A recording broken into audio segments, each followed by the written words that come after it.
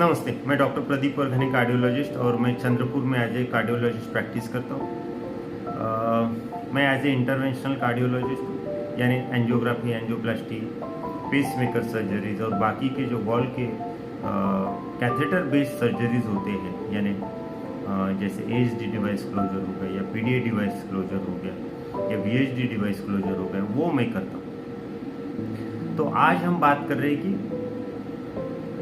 कोई पेशेंट्स हैं जिनमें वॉल का तकलीफ है, यानी वॉल लीक हो रहा है या टाइट हो रहा है, यानी आपने सुना होगा कुछ बातें जैसे माइट्रल स्टेनोसिस है या माइट्रल रिगर्जिटेशन है या आर्टिक स्टेनोसिस है, आर्टिक रिगर्जिटेशन है या पल्मोनरी स्टेनोसिस है, पल्मोनरी रिगर्जिटेशन है, ट्राइकस्पिड स्टेनोसिस है, ट्राइकस्पिड रिगर्जिटेशन है या माइट्रल वॉल प्रोलैप्स है।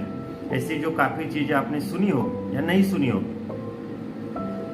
यानी वॉल की बीमारी आपने सुनी होगी, लेकिन तो उसमें हमेशा वॉल की सर्जरी ज़रूरत होती है क्या, या वॉल की सर्जरी कब कराना चाहिए, किसको कराना चाहिए, तो उसके बारे में आज हम बात करें। तो अगर आपका वॉल बहुत ही ज़्यादा लीक हो रहा है या टाइट हो रहा है तो आपकी वॉल की सर्जरी कर लेना चाहिए। बहुत सारे लोगों को, पेशेंट्स को मैं देखता हूँ कि लोग सर्जरी पोस्टपोन करते रहते, तो उससे क्या होता है कि जो राइट साइडेड प्रेशर है, यानी जो पल्मोनरी आर्टरी हाइपरटेंशन है, वो बढ़ते जाता है। तो आपकी जो सर्जिकल रिस्क है वो बढ़ती जाती है। आपको हार्ट फेलियर डेवलप होता है, आपको अरिथमिया यानी दिल की धड़कन बढ़ जाती है, आपका हार्ट का पंपिंग कम हो जाता है। तो ये सब चीज़ें होने के कारण एक ऐसी कंडीशन आ जाती है कि सर्जरी इतनी हाई रिस्क हो जाती है कि बहुत बार सर्जन रिजेक्ट कर देते हैं और फिर बाद में दवाई से भी नहीं हो सकता और सर्जरी से भी नहीं होता, तो फिर जितना पॉसिबल हो सके दवाई चलानी पड़ती है।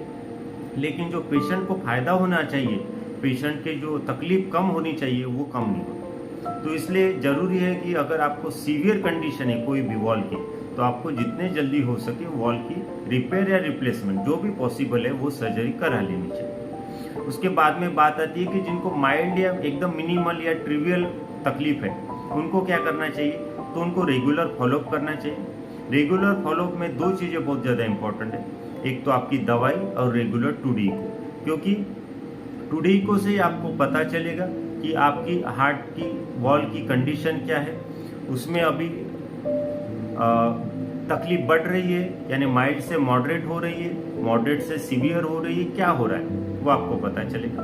और दवाइयों से आपको सांस फूलने की तकलीफ, हार्ट की साइज बढ़ने की तकलीफ, लीकेज कम होने की तकलीफ, ये सब तकलीफों के ऊपर अपने को दवाई देने पड़ेगी। उसके साथ में बाकी आपको शुगर है, डायबिटीज़ है, बाकी थायराइड है, कुछ जो भी चीज़ें हैं उसके लिए भी आपको दवाई चलानी पड़ेगी। अगर आप वो दवाई लेते नहीं है तो आपको बाद में, जैसे मैंने पहले भी कॉम्प्लिकेशन बोले कि आपकी दिल की धड़कन बढ़ना, हार्ट फेलियर होना, हार्ट की पंपिंग कम होना, ये सब चीज़ें होगी और आपकी रिस्क बढ़ती जाएगी। साथ में बहुत सारे पेशेंट का ये भी डाउट है कि सर वॉल की सर्जरी कराना है लेकिन ये एंजियोग्राफी क्यों कराना बोल रहे हैं आप। तो जनरली क्या होता है कि अगर आपको वॉल की सर्जरी कराना है तो एंजियोग्राफी हम इसलिए कर लेते हैं कि अगर वॉल की सर्जरी के साथ में बाईपास सर्जरी कराना हो तो दोनों एक ही साथ में हो जाए।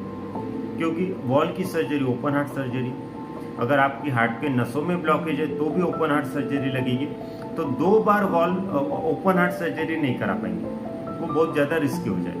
तो अगर एंजियोग्राफी में कुछ ब्लॉकेज आता है और क्रिटिकल ब्लॉकेज आता है जिसमें एंजियोप्लास्टी की ज़रूरत है, तो ऐसे में एंजियोप्लास्टी हम करते नहीं, क्योंकि ओपन हार्ट सर्जरी वॉल के लिए होने ही वाली है, तो wall surgery plus bypass surgery वो नस के लिए हम कर लेते हैं। तो इससे पेशेंट का फायदा हो जाता है, पेशेंट का हॉस्पिटल स्टे बढ़ता है और पेशेंट को 1-2 ऑपरेशन से वो बच जाता है। तो इसलिए जनरली वॉल सर्जरी के पहले हमेशा एंजियोग्राफी यानी कोरोनरी एंजियोग्राफी की जाती है।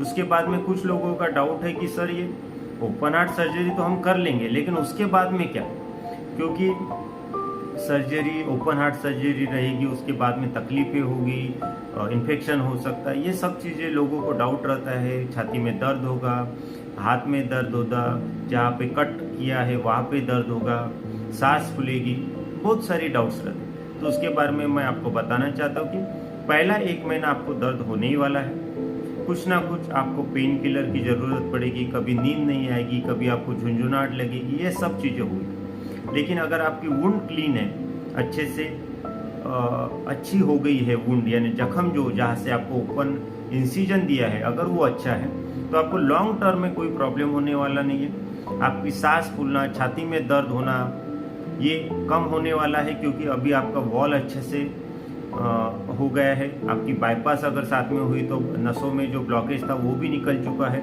तो आप